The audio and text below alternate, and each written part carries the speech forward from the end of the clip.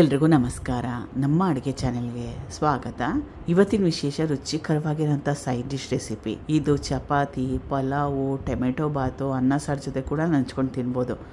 ಮೊದಲನೇ ಸ್ಟೆಪ್ಪಲ್ಲಿ ಬಾಣಲೆ ಇಟ್ಕೊಂಡಿದ್ದೀನಿ. 2 ಚಮಚದಷ್ಟು ಎಣ್ಣೆ ಬಿಸಿ ಆದಮೇಲೆ ಕಟ್ ಮಾಡಿ ಇಟ್ಕೊಂಡಿರೋ 2 ಮೀಡಿಯಮ್ ಸೈಜ್ ಈರುಳ್ಳಿ, ಸಣ್ಣದಾಗೂ ಕಟ್ ಮಾಡ್ಕೋಬೋದು, ಉದ್ದುದ ಕೂಡ ಕಟ್ ಮಾಡ್ಕೋಬೋದು. ಈರುಳ್ಳಿ ಹಾಕೊಂಡ್ಮೇಲೆ ಕಲಿಸ್ಕೊಂಡು ಈರುಳ್ಳಿ ಸ್ವಲ್ಪ ಹೊಂಬಣ್ಣ ಬರಬೇಕು, ಮೆತ್ತಗಾಗಬೇಕು, ಹಸಿ ವಾಸನೆ ಹೋಗಬೇಕು, ಅಲ್ಲಿವರೆಗೂ ಬೇಯಿಸ್ಕೋಬೇಕು. 2 ನಿಮಿಷ ಮೀಡಿಯಮ್ ಫ್ಲೇಮ್ನಲ್ಲಿ ಬೇಯಿಸ್ಕೊಂಡ್ರೆ ಸಾಕಾಗತ್ತೆ.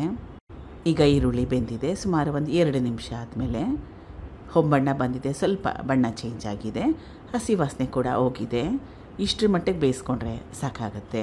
ಕಟ್ ಮಾಡಿ ಇಟ್ಕೊಂಡಿರೋ 1 ಮೀಡಿಯಮ್ ಸೈಜ್ ಟೊಮ್ಯಾಟೊ, ಕ್ಯಾರೆಟ್ ತುರಿ, ಒಂದು 3 ಮೀಡಿಯಮ್ ಸೈಜ್ ಕ್ಯಾರೆಟ್ನ ಉಪಯೋಗ ಮಾಡಿದ್ದೆ.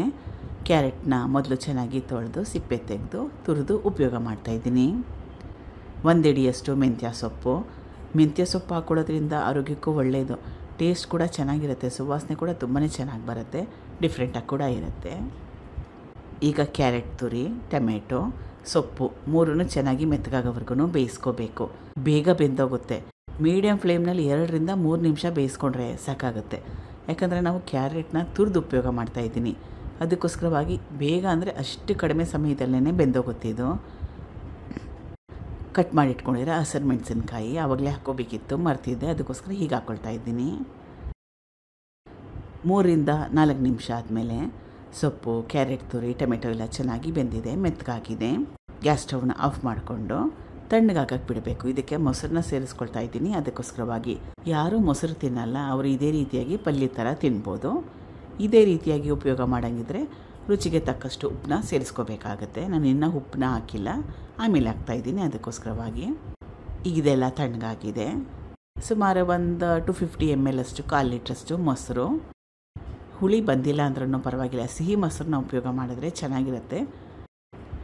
ರುಚಿಗೆ ತಕ್ಕಷ್ಟು ಉಪ್ಪು, ಸ್ವಲ್ಪ ನೀರನ್ನ ಸೇರಿಸ್ಕೊಳ್ತಾ ಇದ್ದೀನಿ. ಕನ್ಸಿಸ್ಟೆನ್ಸಿನ ನೋಡಿ ನಿಮ್ಗೆ ಯಾವ ರೀತಿ ಬೇಕು ಅಂತ ಆ ರೀತಿಯಾಗಿ ನೀರನ್ನ ಉಪಯೋಗ ಮಾಡಿ ಕಲಿಸ್ಕೋಬೇಕು. ಮತ್ತೊಮ್ಮೆ ಇದನ್ನು ಬೇಯಿಸ್ಕೊಳ್ಳೋ ಅವಶ್ಯಕತೆ ಏನಿಲ್ಲ. ಮೊಸರು ಹಾಕ್ಕೊಂಡ್ಮೇಲೆ ಬಿಸಿ ಮಾಡ್ಕೊಳ್ಳೋದು ಬೇಡ, ಚೆನ್ನಾಗಿ ಕಲಿಸ್ಕೋಬೇಕು. ಸಣ್ಣದೊಂದು ಒಗ್ಗರಣೆಗೆ ಎಣ್ಣೆ, ಸಾಸಿವೆ, ಜೀರಿಗೆ, ಹಿಂಗು, ಒಣಮೆಣಸಿನ್ಕಾಯಿ, ಸ್ವಲ್ಪ ಅಚ್ಚಕಾರದ ಪುಡಿನ ಉಪಯೋಗ ಮಾಡಿದ್ದೆ. ತುಂಬಾ ಒಳ್ಳೆಯ ರೆಸಿಪಿ, ರುಚಿಯಾಗಿತ್ತು. ಮೊದಲೇ ಹೇಳ್ದಂಗೆ ಇದು ಪಲಾವ್ ಜೊತೆ ಕೂಡ ಚೆನ್ನಾಗಿರುತ್ತೆ, ಟೊಮೆಟೊ ಬಾತ್ ಜೊತೆಗೆ ಚೆನ್ನಾಗಿರುತ್ತೆ, ಚಪಾತಿ ಜೊತೆಗೆ ತಿನ್ಬೋದು, ಅನ್ನ ಸಾರು ಜೊತೆಗೆ ನಂಚ್ಕೊಂಡು ಕೂಡ ತಿನ್ಬೋದು. ಟ್ರೈ ಮಾಡಿ ಒಂದು ಸಲ. Thank you for watching. ಧನ್ಯವಾದಗಳು.